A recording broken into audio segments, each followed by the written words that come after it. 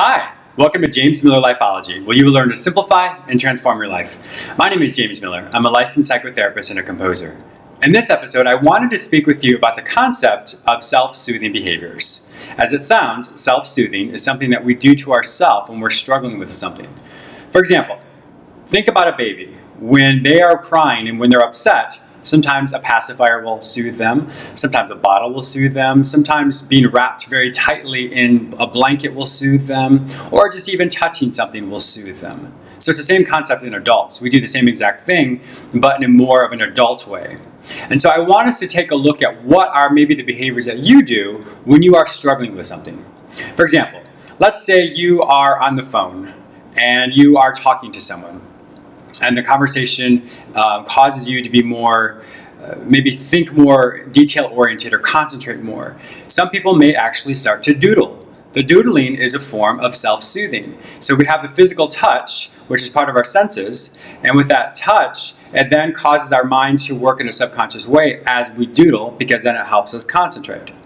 Let's say you're on the phone again and you're talking to someone and they once again ask you more details about something, and then all of a sudden you find yourself pacing. You stand up and you start pacing. So you have that kinetic movement, which once again helps you concentrate on whatever it is you're saying.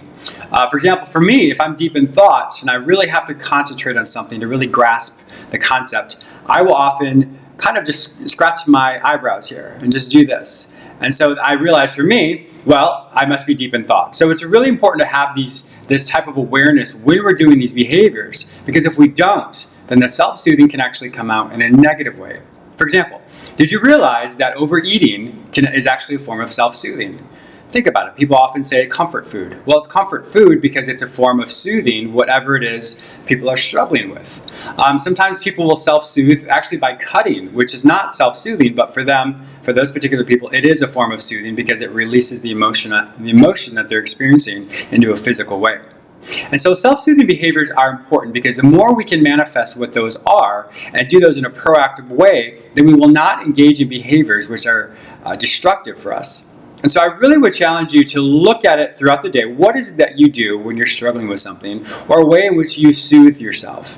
Some people can self-medicate. Some people can do exercise. Some people just have a physical quirk of some sort that they do.